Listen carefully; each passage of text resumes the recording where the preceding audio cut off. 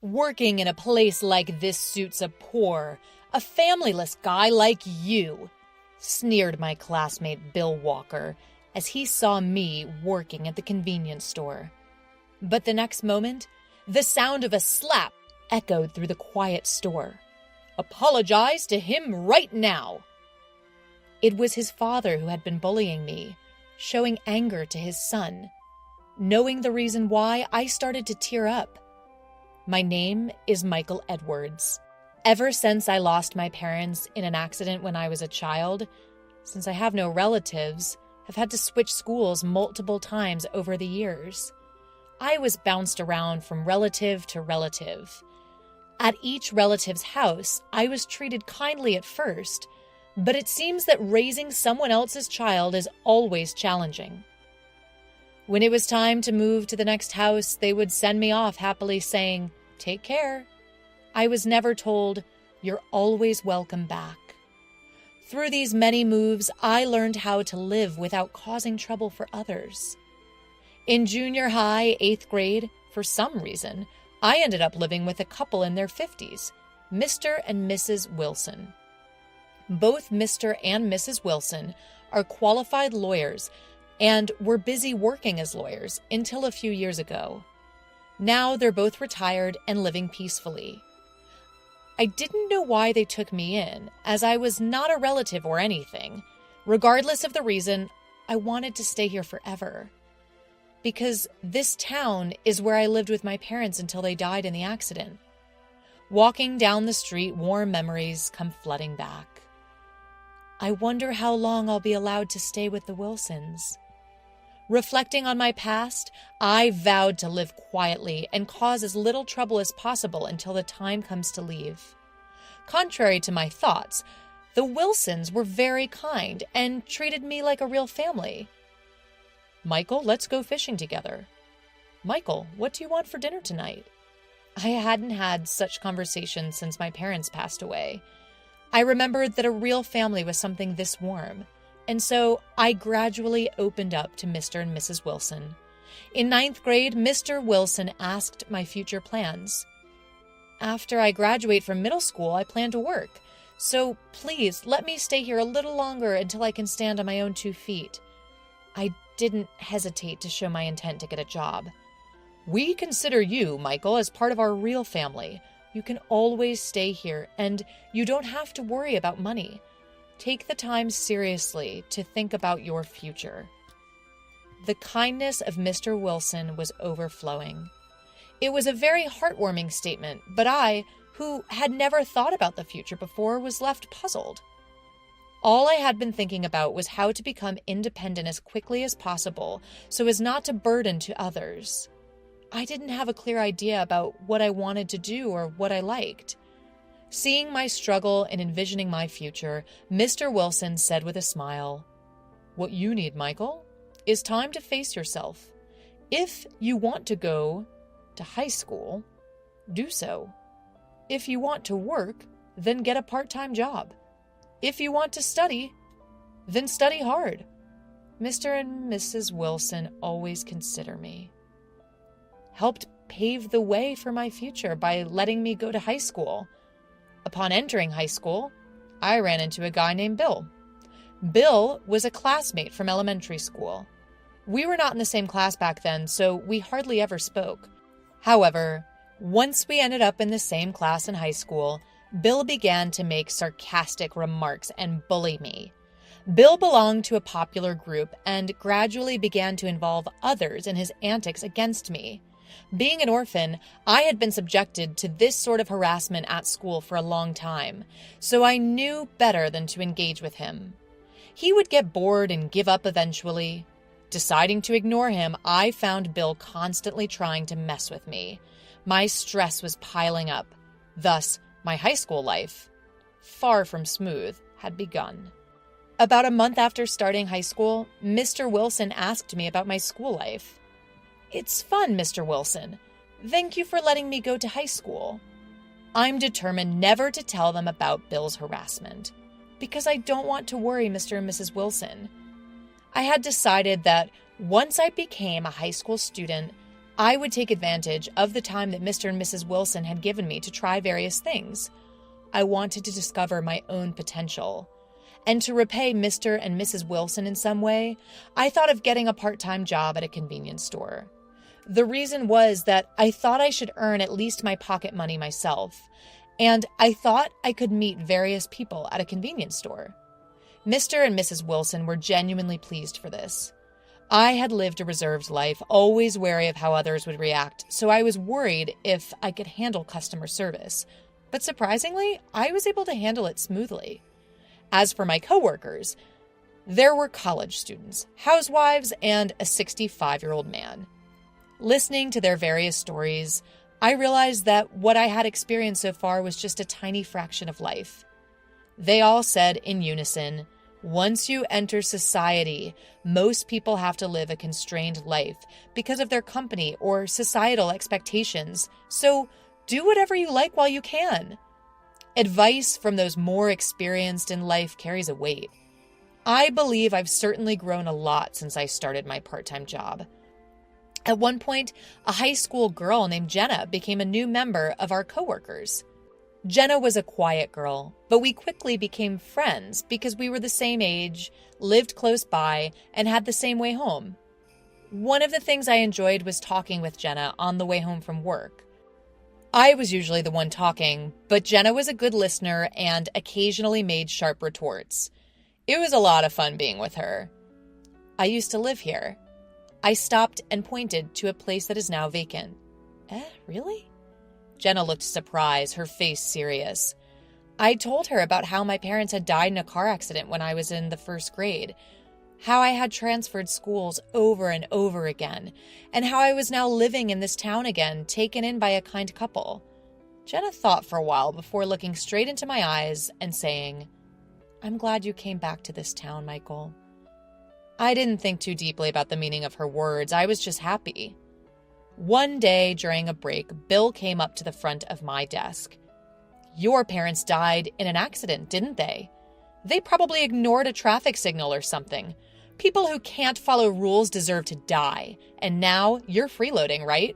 You've been passed around by your relatives, and then you're taken in by people who aren't even relatives. That's definitely suspicious. They're probably going to make you do something bad, right? Man, your life is a mess." Bill said this with a smirk, loudly enough that everyone could hear. I had ignored him when he bothered me before, but this time I couldn't. I was angry when he spoke ill of my parents and the couple, Mr. and Mrs. Wilson. Don't talk nonsense when you don't know anything. Before I knew it, I was grabbing Bill. "Michael, you should calm down." My friend stopped me, and I came back to myself, shaking my fist and taking deep breaths. The classroom was silent. Bill, surprised by my first retaliation. "What are you doing? It's the truth." Bill spat that out and returned to his seat. I managed to suppress my anger, grabbed my bag, and left the classroom. It's too early to go home. I sat down on the riverbank, staring blankly at the river. The chirping of birds, the flowing water, the sound of grass rubbing against the wind. Ordinary life was passing right before my eyes. I used to take walks here with my mom and dad. Memories of the past resurfaced.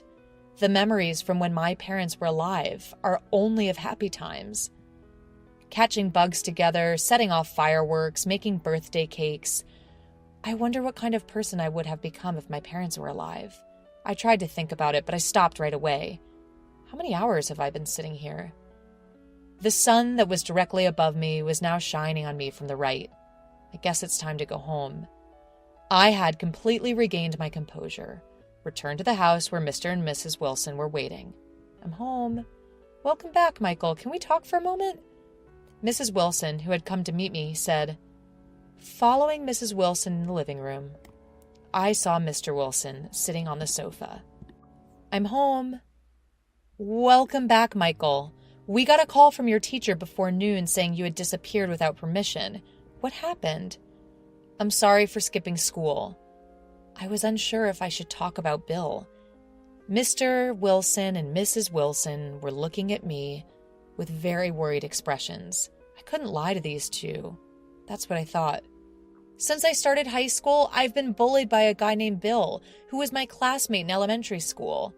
I told them everything that had happened so far and what happened today. So that's what's been going on. You're strong, Michael. Thank you for telling us. Don't hold back anymore. Rely on us a little more. Michael, feel free to talk about anything, whether it's fun or hard. We're practically family after all. After hearing my story to the end, they said this and comforted me. Since that fight, Bill has been less involved with me. However, one day after work, when I was leaving the convenience store with Jenna as usual, I was called out. Ah, the man I never wanted to see here, Bill. Working like this suits a poor guy like you who doesn't have a family. He started to make sarcastic comments to me in front of Jenna. I silently glared back at Bill. Suddenly, there was a yell. What are you doing, Bill? Bill was smacked hard on the back of the head by a furious man. Startled, Bill spun around. Dad! Turned out the man was Bill's father. While Bill was too shocked to say anything, his father came up to me and apologized. I got a call from Mr. Wilson recently. He told me that my son, Bill, has been bullying you. Michael, I can't believe he's doing such terrible things. I'm truly sorry. The story didn't end there. Actually, we owe a lot to Mr. Wilson. We run a liquor store, and when Bill was in first grade, I had a traffic accident while returning from a delivery. 2 people died in that accident. The 2 people who died were your parents, Michael. Bill, standing next to his father, spat out the words. The sudden revelation of this truth left my head spinning. Bill's father looked down for a moment, then raised his face and continued. Your parents, Michael, ran into the street against a red light to save a small child. I wasn't speeding, but I couldn't avoid them because of the sudden event. I'm truly sorry. Bill's father seemed to be suffering greatly, and I could see his arms trembling with tension. People around me suspected I was speeding. I was already in shock from causing the accident, and being doubted made me physically and mentally devastated. The people who helped me out that time were Mr. and Mrs. Wilson. Here's a summary of the rest of the story. In this accident, Bill's father asked Mr. Wilson for legal assistance. Apparently, Mr. and Mrs. Wilson were seniors from Bill's father's college club and had known him well for a long time. They listened to his story with great empathy, gathered evidence piece by piece that this accident was unavoidable, and dealt with it. Thanks to them clearing up the misunderstanding, he was able to live with his family and continue the liquor store. He was deeply grateful to Mr. and Mrs. Wilson. However, after the accident, false rumors spread, and the family couldn't go outside for a while. Customers stopped coming to the store, and Bill was bullied at school. Bill started talking about these things like a dam bursting. You've been able to return to a normal life because Mr. Wilson helped you, haven't you? Bill's father chastised Bill, but why did they ignore the signal? Dad, who was obeying the rules, was suspected, and I was in pain. Dad is not guilty. It seemed like Bill was venting the frustration he had felt long ago. Bill's father seemed to be in pain, realizing that he had put even a young Bill through a hard time, and knowing that he had been thinking about his welfare. Bill, I'm sorry. You were young, and I thought you had long forgotten about the accident. Let's go home and talk about this slowly, Bill's father said to Bill. Then, with a deep bow to me, he put his hand on Bill's back, and the 2 of them slowly went home. Michael. Jenna, who had been listening to the whole thing, called out to me from behind. Michael, to tell the truth, your parents were protecting me when they had the accident. At Jenna's sudden confession, I was lost for words. According to Jenna, on the day of the accident, she, who was then a first grader, was out walking her pet dog. When she stopped at a crosswalk, her dog suddenly bolted onto the road, startled by a bird that had taken flight. Jenna, having let go of the leash, desperately chased after her dog, and she too ended up on the road. Just then, a loud horn blared and a truck came from Jenna's right. When Jenna came to, a man and a woman were lying next to her. Apparently they were my parents. From an eyewitness, Jenna learned that the 2 had run out after Jenna and her dog, trying to shield them. And later, she learned that the 2 who had saved her had died. Jenna's parents did go to apologize, but Jenna, shocked by the accident, shut herself in for a while. By the time Jenna was finally able to go out again, I as the bereaved, was taken in by relatives and no one was living in the Edwards residence. In the end, Jenna had been living with the frustration of not being able to apologize. When Michael talked about his parents, I thought maybe, and after hearing that person's story, I was sure. I'm really sorry for the late apology. Thanks to Michael's parents, I'm able to live happily. Thank you very much. Jenna bowed deeply. When I got home, I told Mr. and Mrs. Wilson everything I had heard today. I really respect Michael's parents. It's not something anyone can do to risk their lives to protect another person's child. Even while involved in this accident as a lawyer, I've always wanted to at least protect Michael, who was born to such wonderful parents. That's why we decided to take Michael in. It seems that the Wilsons had always been concerned about me, left all alone. There were times when I thought I was unhappy because my parents left me alone. But because my parents lived honorably until the end, I was able to live with the Wilsons, go to high school, work a part-time job, and meet Jenna, who my parents saved. Various elements connected in a single line, and I was certain that I could live strongly from now on. From this day forward, there was no more harassment from Bill. No one would bully me anymore. The atmosphere in the class became harmonious, and I was able to lead the peaceful high school life I had longed for. When I became a senior in high school, I quit my job at the convenience store to focus on college entrance exams. Having heard stories from the college students I met at my job, I decided to go to college. The faculty I want to join is the law department. In the future, I want to become a lawyer like Mr. Wilson and help people. And then in March, I successfully passed the university entrance exam. And Jenna goes to the same university. Actually, we've been dating since our sophomore year of high school. Michael, let's go report our acceptance to the convenience store where you used to work. Saying so, Jenna started running across the riverbank. I don't know if it's fate, but we met. And knowing the past, we've come to cherish ourselves and live with hope for the future. I will continue to live with all my might, proud of my parents who risked their lives to help others. Thinking so, I started running across the riverbank, where I used to walk with my parents. My name is Kelly, and I am 62 years old. I live alone in an apartment in Irvine. My mother divorced shortly after I was born, so I grew up in a single-mother family. Fortunately, after the divorce, my father provided me with adequate support and cared for me until I entered college. Following that, I joined a reasonably well-known company, and we had an arranged marriage thanks to an introduction from my boss. My son was born soon after, and we were enjoying our days together. But my husband died suddenly because of illness shortly after my son began working. My son's name is Mike. He was an honest child who cared for me as a child, but his personality began to change when he entered college. His selfishness worsened after my husband died, and he would say things like, "I'm on my own now, so leave me alone." I'd say he's become more dependable, but I'm wondering if it's because I'm getting older that I'm feeling a little lonely. My son is marrying the daughter of one of his client's presidents, whom he met through a business acquaintance. Her family seems to be a rich family, and they look down on my son, who comes from a single-mother family, at first. But her father said, "Talking about family background nowadays is an anachronism. That is fine if you both agree." When I first visited her parents' home for the wedding ceremony, I was astounded by its size and magnificence. I then gave my son the house I was living in and moved into a new apartment that I purchased with my husband's inheritance. It is in Irvine, but I like the peace and quiet of the suburbs. My son's wife had the temperament of a wealthy daughter from an old rich family. She seemed to look down on me, a divorced woman living in a small Irvine apartment. She seemed to think I was a poor person on a pension. "I don't mean to be rude to you, but may I ask you a question?" "Yes, what is it?" "I'm afraid you have financial problems." "Thank you for your concern, but I've been able to make a decent living."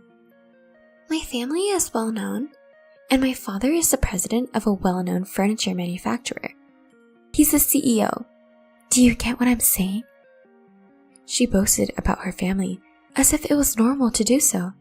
So, do you believe you'll be able to obtain financial assistance? What do you mean? Let me tell you frankly, I don't want our money going toward your living expenses. She believes I am a poor woman who will be a burden on her family. Oh, I never thought about it. Perhaps not now, but you will, won't you? I was wondering what kind of education she got. Oh, well, thank you very much for your generosity, but you don't have to worry about that. Keep that in mind. She then walked away from me.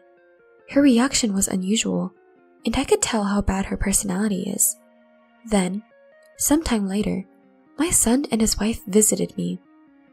I made a lot of homemade dishes to keep them entertained since my son returned after a while. My mother was from the Anaheim region, so I made light flavored dishes. I made a vegetable stew and boiled some fish. She is from the Palm Springs region, so she thought they were too bland and didn't taste good. It's a pretty bad dish. Is there more meat or something? I'm sorry. I grew up near the sea, so I know how to cook fish but not meat. You had a very poor diet, didn't you? She said, dismissing my modesty. But I wasn't impoverished. I barely got back at her. I'm not sure how you define poor, but we weren't poor. My son, who was standing nearby, unusually took my side. But it looks poor because there are only vegetables and fish. This vegetable soup was made from instant tofu and dried seaweed. Her arrogance was unending. I don't make ready-made meals. I make it by myself. I was so enraged that I retorted angrily. But, Mom, her family's meat dishes are excellent. Palm Springs has many brands of elite beef, and I'm now a big fan of it. I didn't understand what my son was thinking. He reversed his earlier opinion and followed up with his own wife. Her family, by the way, is living in a well-known area in Palm Springs for its elite beef. Please cut the elite local beef. It's easy to cut with chopsticks and melts in your mouth. I apologize. You usually eat the best one. It's quite expensive, so it's not for you. She giggled as she put her hand over her mouth. I couldn't help but laugh at her. One day, when I had almost forgotten about such things, I was invited to Anna's parents' home. Because it was the end of summer and there were few tourists, I was asked if I wanted to come. It was my son's idea this time. I accepted the invitation because I had no plans and had not had the opportunity to visit Palm Springs. Despite the fact that it was an invitation, I brought some sweets from a long-established Irvine shop as a gift. Don't worry about it. I get tired of eating so much. But since I'm here, I'll receive it. Anna's sarcasm irritated me, but this is my in-laws' home. Except for me, everyone was an enemy. My in-laws' house was as beautiful as ever. They had renovated the garden and created a pond in which the carp swam gracefully. The carp cost approximately $10 million. They are few in number, but I chose quality over quantity. I counseled them. His wife looked overjoyed. I was reminded of how much she shows off things. My son and his wife invited me to a luxury hot spring hotel nearby. I enjoyed their magnificent hot spring facilities, as well as the pride and joy of fine Kobe beef. I think I would have enjoyed it even more if there were none of her usual sarcastic comments. Then there was the time when we went to my in-laws' house to say thank you and goodbye, and we were all drinking tea together. Thank you very much for your assistance this time. I was able to enjoy hot spring and delicious food because of you. My thank you speech changed into a terrible situation. There's no need to thank me for that. His wife seemed to be preparing for a battle. My son has been blessed with a wonderful family, and as his mother, I am grateful. Thank you very much. I said something that I had no intention of saying. My main concern is for you. I was concerned when I saw your house. Do you live with your pension? That should be enough for a normal life. But won't it eventually run out and force you to come to my parents' house for assistance? I'd appreciate it if you could refrain. I have never considered it. No, it could happen anytime soon, could it? So I'd better get it figured out while I still could. She got in the main talk. Can you sort this out? What do you mean? I'm not even a monster. I invited you here to have one last good time with your son. Did you like it? Yes, it was enjoyable. That makes me happy. So I'm going to cut off a relationship with you once and for all. What? What do you mean? We would be greatly inconvenienced if you became a beggar, so we would prefer that you became a stranger. Beggar? Stranger? I repeated her words because I didn't understand what she meant. That's why I'm asking you to abandon us now. Do you get what I'm saying? I was enraged by her condescending attitude, but I managed to keep it under control. I realized what you meant. If you wish that, I will do so. She was relieved by my understanding response. Don't worry, I've already prepared the bus fare for your return trip. Bye then. She continued sarcastically until the end. Anyway, I just want to thank you for what you did this time. Thank you a lot. I returned to Irvine after leaving those dismissive words. I was furious at what my son and his wife had done to me, but I didn't take any action. Then, in an attempt to de-stress, I traveled to Beverly Hills, a city I adore. I've stopped sending money to my son for good since then. I had been giving him some of the dividends from my father's stock as pocket money, but I had no choice but to stop when he told me he was going to distance himself from me. My son begged me to keep giving him money, but I refused, saying that I would no longer support him because we broke off our relationship. Apparently, he doesn't inform his wife that I have sent him money. Anna was holding his wallet, and apparently, he was spending money from me on anime merchandise. When they got married, Anna threw all of his prized possessions away, and then he gradually began collecting them again. Then, I heard that Anna's father had passed out. Fortunately, he survived, but due to his stroke, he was unable to continue his work. And my son and his wife have assumed the roles of family governor and president. My daughter-in-law's family is quite wealthy, but the company's management was aggressive and unpopular. Since my son and his wife took over the company's management has been plagued. Clients were dissatisfied with the way the company has been run and have stopped doing business with them. I would normally have gone to see him because he was my daughter-in-law's father, but because I had been cut off from them, I did not. Anna has a similar personality to her father, so she will probably most likely conduct herself in the same way. However, she does not appear to have much business acumen in my opinion. I was concerned about her future because she is selfish and looks down on others. The company's sales have fallen as expected, and the new business she started has failed to materialize, leaving them with nothing but more debt. Sales of high-end furniture, the company's mainstay, remained slow, and it was clear that the company as a whole would lose money in the future. I was concerned, but I decided to wait and see what happened. The company then conducted a major reorganization in which the entire board of directors was replaced. My son, who became the new president, called for the main business to be downsized and new divisions to be established. I'm not sure about the specifics, but it seems that the decision was made by Anna, who is the company's largest shareholder. My son is a representative director, but he seems to have gone unnoticed. It was definitely her way of doing things. However, this was a big failure. Sales on the main business operations plummeted, and the new division performed far below expectations. The stock price dropped significantly as the company's performance deteriorated, and the company's survival became doubtful as more and more employees who had given up on the company began to resign. I had been watching the stock price, but it kept falling. Dividends were no longer paid.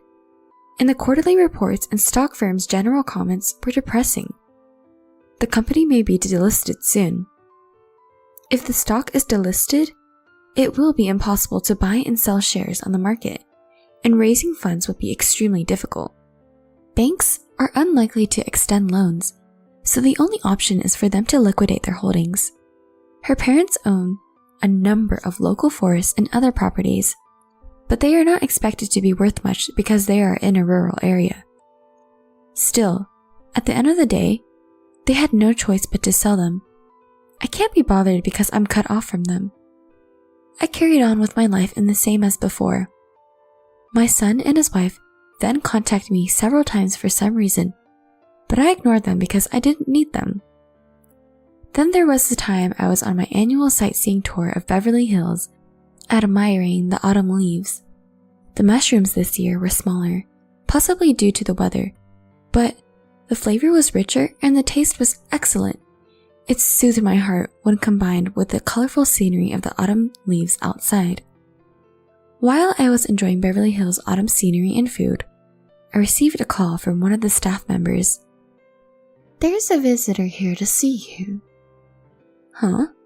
I don't have an appointment, and only a few people know I'm in Beverly Hills. What is the visitor's name? Yes, Smith. Her name is Anna Smith. Smith? I paused for a moment, but it hit me right away. I know her, but we're taking a break from each other for some reason. Please ask her to leave. Yes. She is very eager to see you. She even got down on her knees. How should I deal with this? Well, there's nothing I can do. Send her to the guest room, please. I'll return once I've finished getting ready. I returned to my room and changed into something more appropriate. It's been a long time. I understand your family, and I have been cutting off our relationship. What made you come here? I had no idea you came this far. I greeted her calmly. It's been a long time. Thank you so much for forgiving me for all the disrespect I've shown you in the past. What is this? I'm not forgiving you. I only came to see you on a whim. Misunderstandings would make you difficult to think. No. My words were too strong. I apologize. Her face is flushed from the nervousness and my cold attitude. I've heard that you own this mansion. Can you tell me how you got this? She should have heard something about my true identity somewhere. It was clear to me that she had come to me because she was desperate for money. That's none of your business, I said as I smiled and dismissed her. This is my father's villa. It was given to me by my father, I said after a brief pause. I made the decision to speak clearly. Oh, who is your father? John Scott. He's deceased, but don't you know him?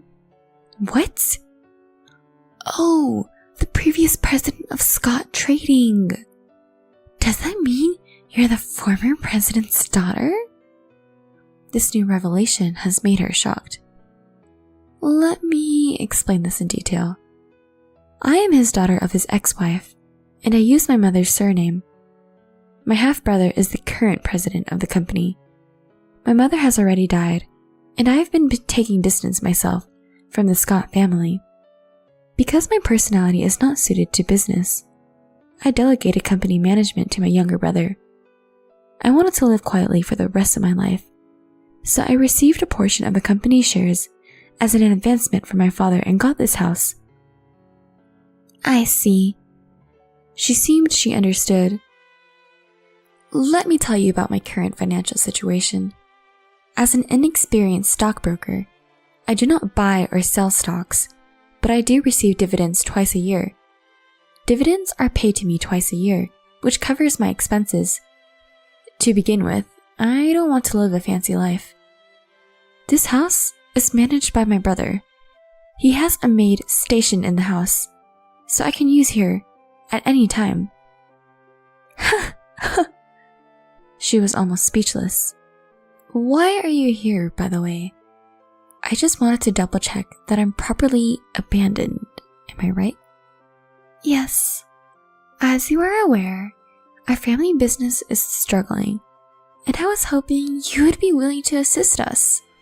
She begged desperately. What's the point of this? I asked with my plain expression. When my father became ill, my husband took over as president, but he was inexperienced. As a relative, I thought it would be better if I took charge, so I assisted him in various ways. Do you mean that my son was merely an ornament for you to wield real power? That's exactly what I'm saying. At this point, she must have concluded that her bizarre evasions were futile. Her explanation was accurate, though. What happened next? The product mix change that I had initiated had failed, and we were saddled with massive losses and debt, and I did everything I could to help. So you're saying you've turned to me? That's correct. I let out a sigh. Do you want me to assist you with that? Yes. I'd be delighted to assist. Do you remember what you told me? You will isolate me from your family because I'm a nuisance to you if I beg. What exactly are you saying and doing now that you said it would be a bother if I begged? Oh, it's for money. That is known as begging in this world. You are correct. Right? I told her with a smile.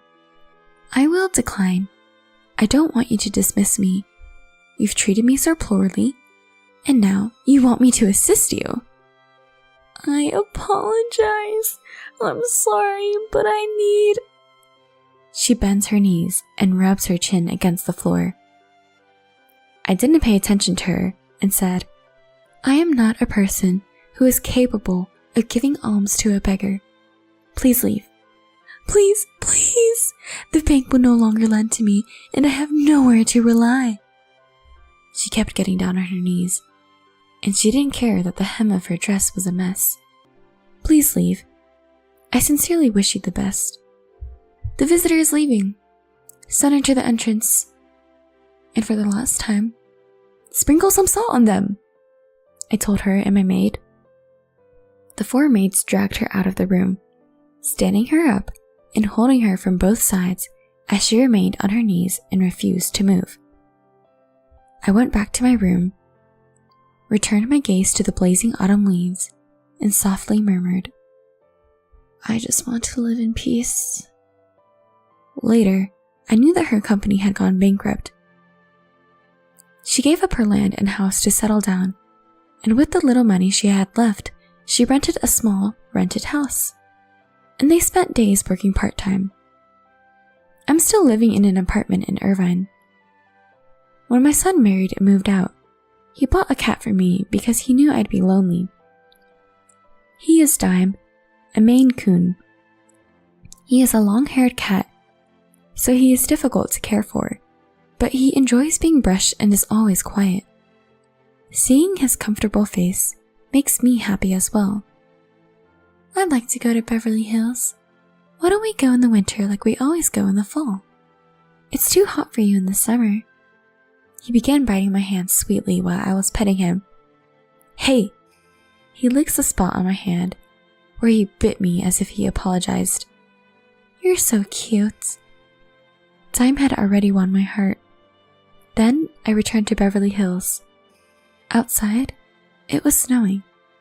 Dime is in my arms, staring out the window with me. You were only the size of my palm when you first arrived at my house, but you've grown so much. I thought he was quiet, but Dime fallen asleep before I noticed. It's true what they say about a sleeping child growing up, but if you grow any larger, I won't be able to hold you. I looked out once more, brushing the tip of Dime's nose as he slept. It had been a quiet, snowy night. I was nodding off as well. I was wondering if there would be a lovely snowy landscape tomorrow morning. I went to bed thinking about this. Dime is also sleeping next to me. As I closed my eyes, I told myself that I was going to have a good dream. I closed my eyes and thought. Mom is unconscious! The phone call from my brother during work was shocking. Our mother, who lives alone, resides near my brother's place. Being a worrier, my brother checks on her whenever he has time. Today, after finishing work, he stopped by our childhood home. He had called her before heading over, and she said she would prepare food for him. Yet, there was no response at the intercom, so he thought something was wrong and unlocked the door. He found our mother collapsed in the kitchen and quickly called an ambulance. My name is Susan. I'm 32 years old and work as a staff at an electronics store.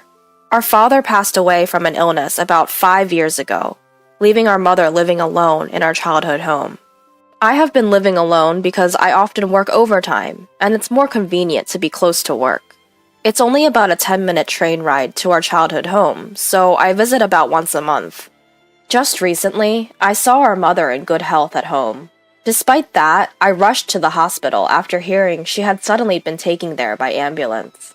At the hospital, I met up with my brother, and when we entered our mother's room, the doctor soon came in and told us she had passed away. The cause was a heart attack.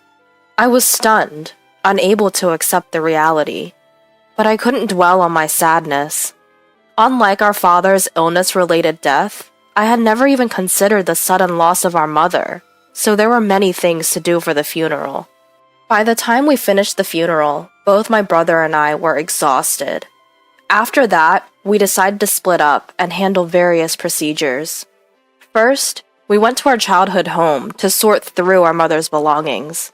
As my brother and I were heading there, I spotted a cell phone store. Come to think of it, we need to cancel Mom's cell phone plan, right? I'll ask what we need to do. I could have called and asked later, but since it was on our way back, we decided to stop by. The cell phone store was busy when we arrived. On second thought, it was peak season. The store had a big promotion for student discounts, and none of the staff paid any attention to us. Did they think we had no business there because we weren't students? Slightly annoyed, my brother and I entered the store. I was approached by a staff who looked like an information staff, so I said, "I'd like to ask you about cancellation." The female staff made a blatantly disgusted face. "You want to cancel? Please wait a moment." She seemed a bit younger than me, but her attitude was quite rude. I just wanted to ask about the required documents, but she was busy, so it couldn't be helped. My brother and I waited, and I noticed the same female staff member treating a parent and student with a bow and a smile. Sure, cancellations might not generate revenue, but we were longtime customers, so at least they could treat us fairly. My brother remarked that it was busy and started looking up information about bank cancellations on his smartphone. The other staff members were also busy, and the guide blatantly ignored us. I couldn't take it anymore and decided to speak to the female staff member again. "My mother passed away, so we want to cancel her plan. If you could just tell us the required documents, we'll gather them and come back. How soon can you help us with that?" Though I was upset, I'm a working adult too. I tried to convey my message as politely and concisely as possible. Then the female staff said, "The person themselves should come for the cancellation. Just bring a driver's license." I wanted to say, "Were you even listening?" But I held back. "So my mother has passed away, and we want to cancel on her behalf." As I said that, the female staff furrowed her brow. "As I said, we can't cancel it without the person themselves." Frustrated, I snapped, "I told you, she's deceased." Then the female staff laughed and said, "Well then, bring her bones." She made a shooing gesture. There was no point in staying here any longer. Let's just go home for now.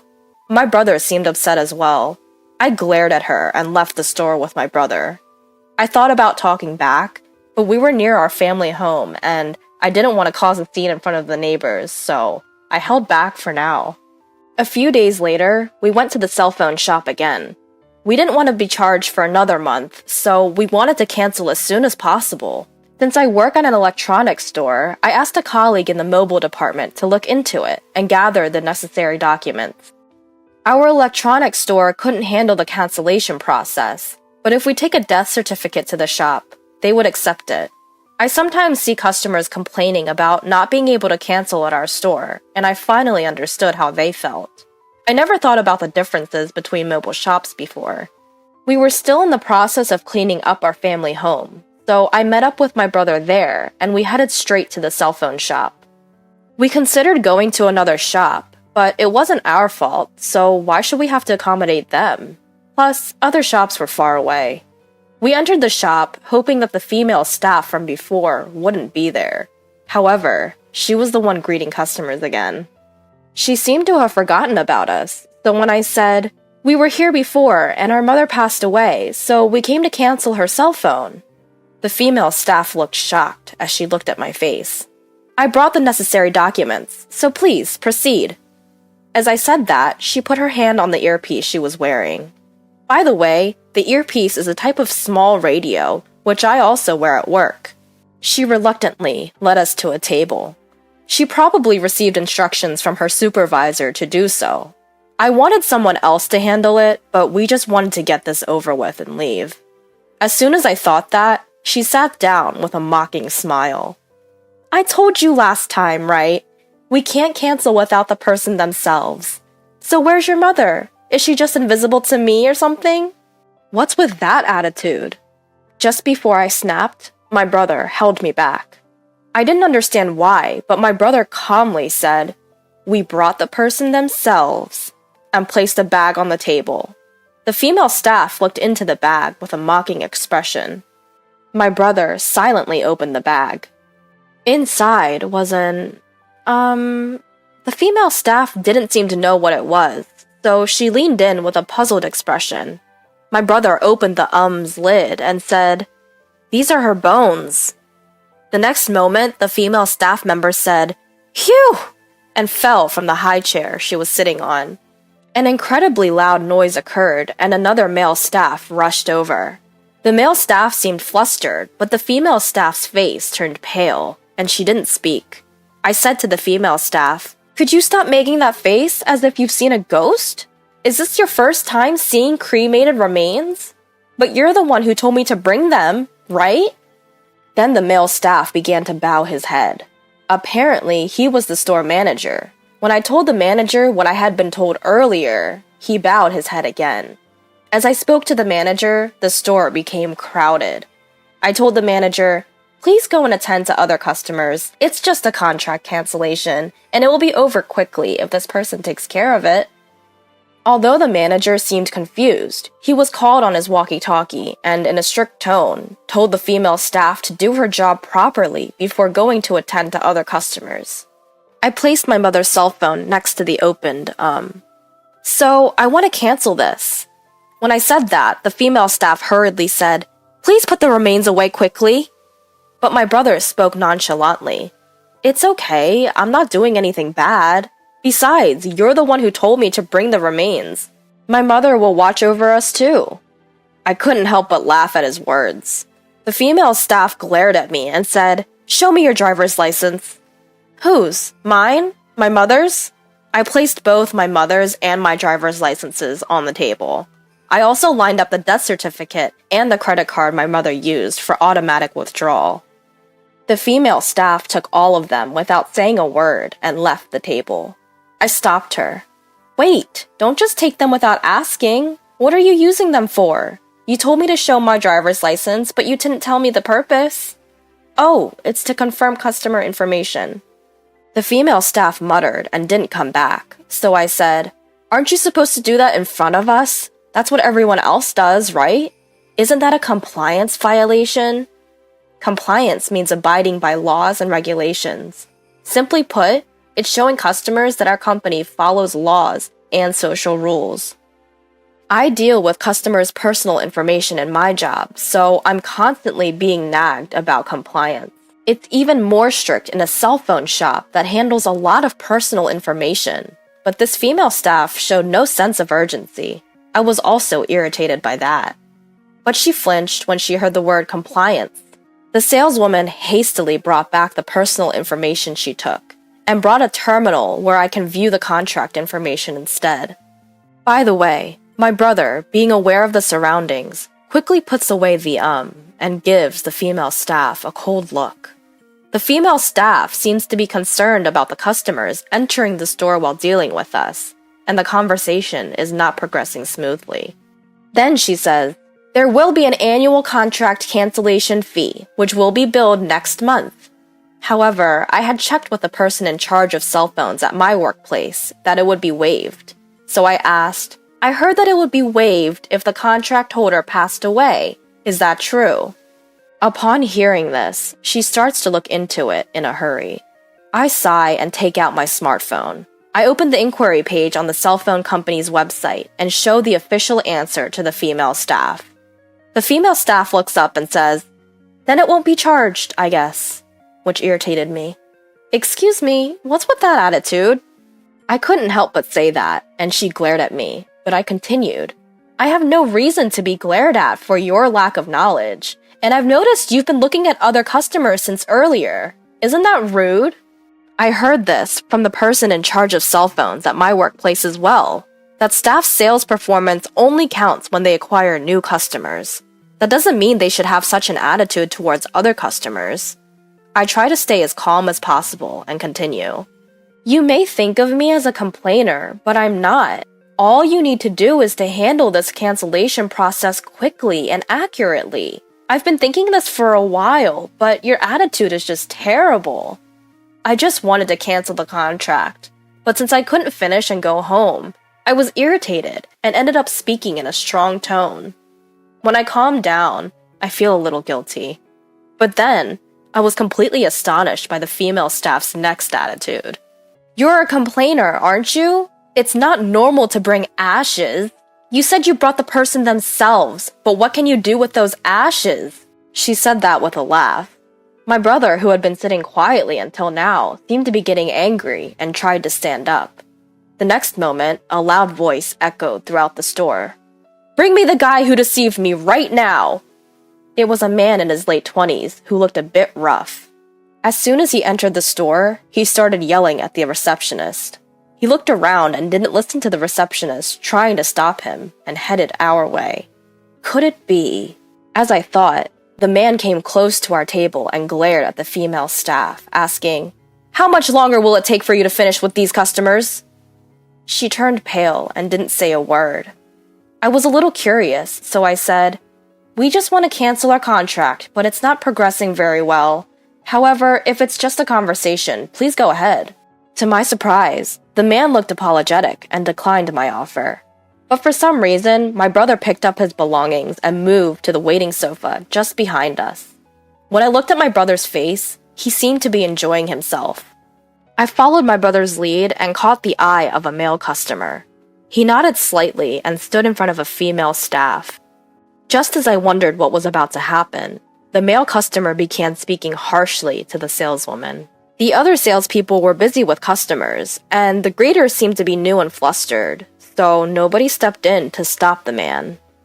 From what I could hear, he had signed a new contract a week ago and was angry because the content of the contract was different from what he had discussed, and he had been given many options without his consent. I had heard that such misunderstandings were common at our store's cell phone department, so at first I thought the male customer might be mistaken. But then the saleswoman said something outrageous. "That kind of minimum fee doesn't help my performance. Since you signed the contract, can you stop complaining?" I then remembered something. At our store, we have seen similar complaints, but to prepare for such trouble, we properly write down the contract details and hand them to the customers. Even if there's a complaint, that serves as evidence, and after explaining to the customer again, they usually calm down and accept that they misunderstood. But I don't know if it's just this store or this saleswoman, but there seem to be no such measures in place, and it seems that the saleswoman ignored the customer's wishes and acted on her own. Of course, he had every right to be angry.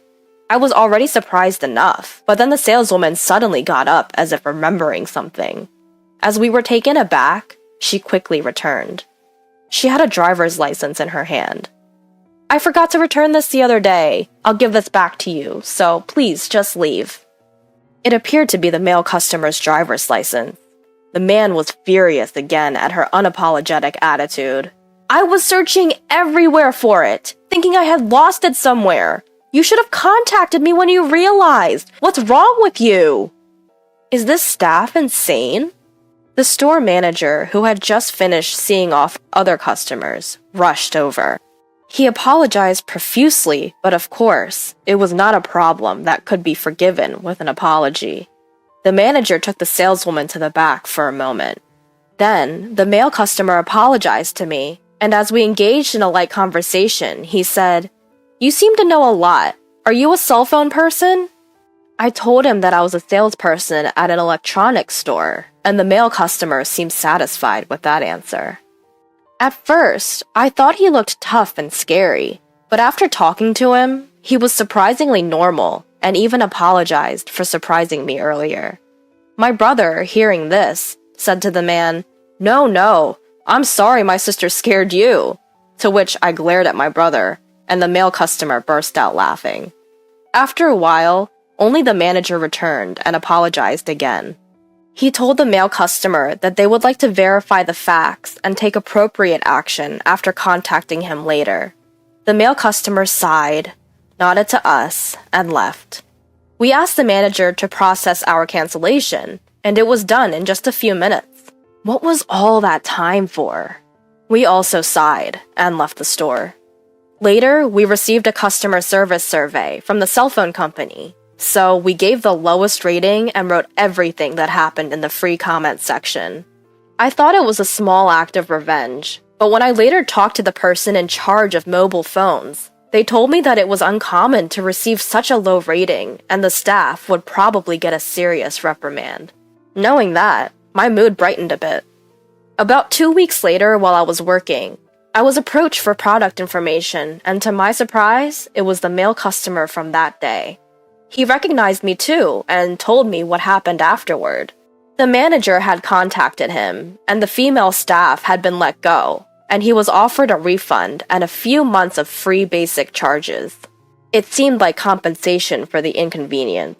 Since then, that man would occasionally visit the store, and we would chat whenever we met. After some time, he told me that he saw the female staff in front of the mobile phone shop. She was apparently begging the manager outside the store, saying she couldn't make a living without a job, that she had been kicked out of her apartment, and pleading to be hired again. But the manager firmly rejected her. I couldn't help but laugh when I heard this. Later on, I happened to run into him near my parents' house, and we exchanged greetings. We laughed about the strange connection and exchanged contact information. Then, to my surprise, he asked me out, and I accepted. Thanks to that, both my work and private life have become fulfilling. Having a baby at your age would mean you'd give birth to a dumb kid. I don't have time for that. I'd like a divorce. That's what my husband said after finding out that I was pregnant. To him, a wife and a child were just assets to his life. If the asset didn't suit him, he'd move on to the next. We were replaceable. But 30 years passed, and he was stunned to discover how my daughter turned out. This is your daughter? My name is Harriet O'Neill. I'm no one special, just an average person with an average life. Born to average parents, I went to school and got a job. I had excellent grades and got accepted to a prestigious university in my town with a full ride scholarship. I was so grateful. At the time, the economy was rough, and I was grateful to have landed a job at a huge company. I knew I had to work hard. Before I knew it, I turned 30. I was worried I was running out of time to find a husband or a potential life partner. I'm in love with you. Let's make this official. Thomas, then 26, declared. I asked him if he was sure he wanted to be with someone older than him. Harriet, you're sweet. You're amazing at your job. You are the perfect woman. He always knew just what to say. A year later, I turned 31, and we got married. We always knew we wanted to have kids one day, so I changed jobs to start planning to have a child. However, a year passed, and then 3 years passed, and then 5. We still hadn't fallen pregnant. We decided to give up on trying and get used to the idea of living life as a childless couple. Then I turned 41, and my doctor had some shocking news. You're pregnant. I have been waiting to hear those words for over 10 years. I went to tell Thomas the exciting, shocking news. Huh? You're pregnant? Right now? He didn't sound too happy. Aren't you excited? No, I'm not excited. You're 41. Thomas shook his head. You're too old to be pregnant and you're too old to have a child. Aren't you embarrassed by that at all? No, I don't think I'm too old. Why would I be embarrassed? Well, I am. I mean, a 41-year-old woman who just so happens to be my wife falls pregnant. This is going to ruin me. He kept going. Having a baby at your age would probably result in a dumb child, right? There's a high chance they might have some kind of disability. I can't raise a failure. Wow, I am having this baby. Fine, then we're getting a divorce. Raise the kid on your own. I couldn't believe what he said. I didn't want to, but he was serious. The next day, he had the papers ready to go. So, I made my decision too. Alright, I'll get a divorce. I knew I was going to have my baby. While signing the papers, Thomas kept talking. You know, I only married you because of your degree. I thought that marrying a smart, capable woman would guarantee a smooth married life. I never imagined you'd turn out to be this dumb. Thomas had an impressive education himself, and thought marrying a smart woman would help maintain his image. We were married for 10 years, and I never realized that this was the truth. No questions asked. You'll have custody. I'm not paying for child support, and I don't want to meet it. I don't ever want to be associated with you or that child. Alright. If I had known it was going to be like this, I would have never bothered with you. My child doesn't need a toxic father in their life. So I was grateful he said those things, because I didn't want a dime from him anyway. I wasn't going to argue with that. After we divorced, I moved back into my parents' home and gave birth, surrounded by my loving friends and family. I named my lovely baby girl Nancy. Unlike Thomas's prediction, she was born full term, healthy, stable, and fully developed. Her body is strong, like an athlete's. She's even better at sports than I was. But most importantly, she has a beautiful heart. Such a heart that I was not expecting. Living this life with Nancy wasn't going to be so bad after all. And I was glad Thomas and I didn't work out. And before I knew it, the thought of his existence was long forgotten, and 30 years went by. Harriet? Thomas? We bumped into each other unexpectedly at a well-known hospital in the area.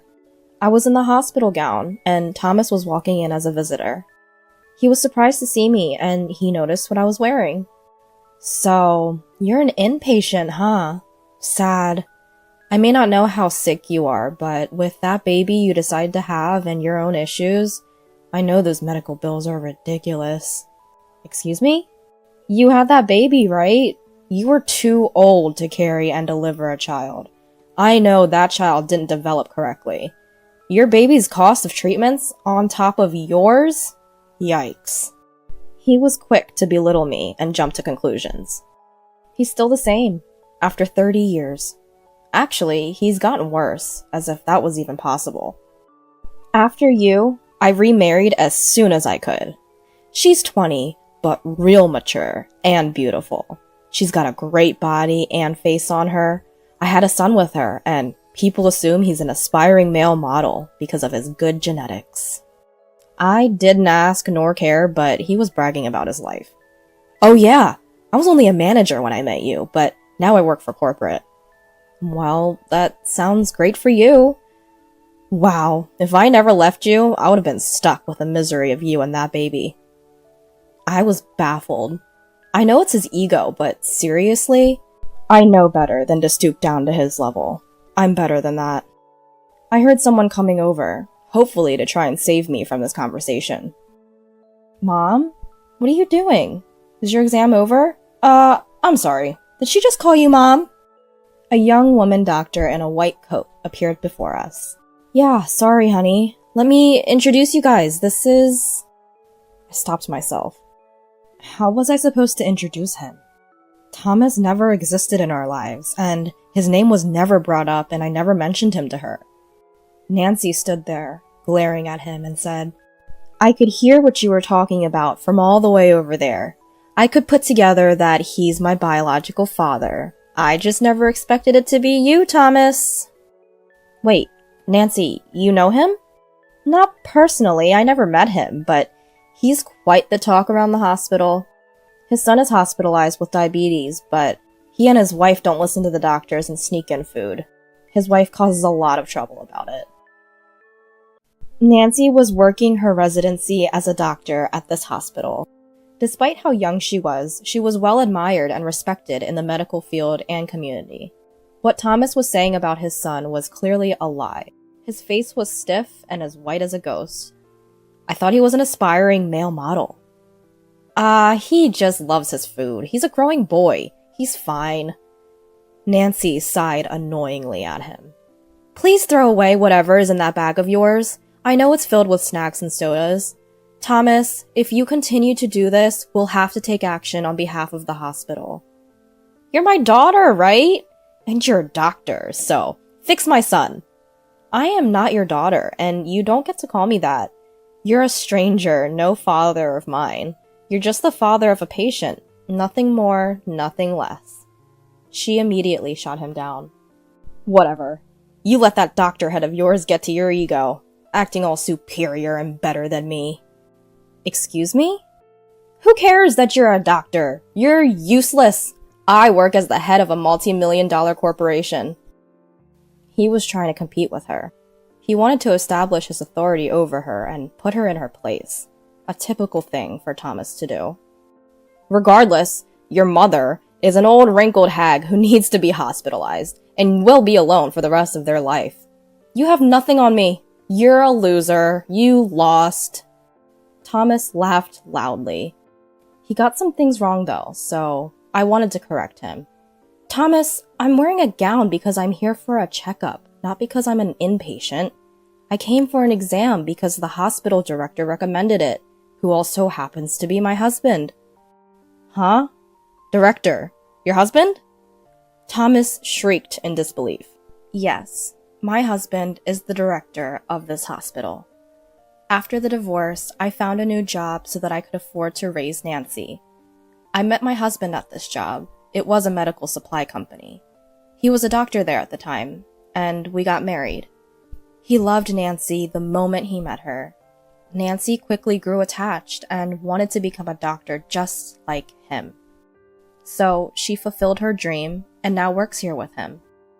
Your daughter is a doctor, and your husband is the hospital director? No way. How are you living a better life than me?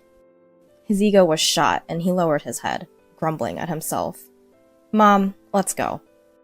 Okay, but just leave him. He's not our problem. Thomas stood there, frozen, watching his daughter walk away and abandon him. Then, one day, Thomas's wife caused a scene at the hospital. The doctor demanded, once again, stop bringing outside food and drinks into the hospital. Instead of being respectful, she was immediately defensive. She started to become physical with the nurse and was forced to be escorted out. They were denied care and were banned from the hospital. No other hospitals were able to take them in, and they were forced to provide him with home care instead. His diet stayed the same, however, and his condition worsened. I have no idea what Thomas was thinking, because he came looking and begging for Nancy's help afterwards. Please, do something. Why should I have to do something for someone I don't even know? I'm your father, and my father is the hospital director. What are you talking about? You rejected me before I was even born, and now you're saying you're my father? You should be ashamed of yourself. Nancy ignored him, and she didn't think twice about it. Thomas's finances were dwindling due to his son's medical bills. His wife spent their money splurging on herself, and she wasn't helping. At this point, the rest of his life wasn't looking too good. It was proven to be true, because Thomas eventually found his way to our house to try and negotiate with my husband and I. But my husband cut him off and threatened him. If you don't leave right now, I will call the police." He marched away and left, his car speeding off the property. I received my results of the exam I had at the hospital, and everything looked good. I was worried because of my age, but thanks to my husband, a caring hospital director, and my daughter, a brilliant doctor, I was in good hands. It's because of them that I know I will always be happy and healthy. Life is unpredictable, but I want to live a life without regrets.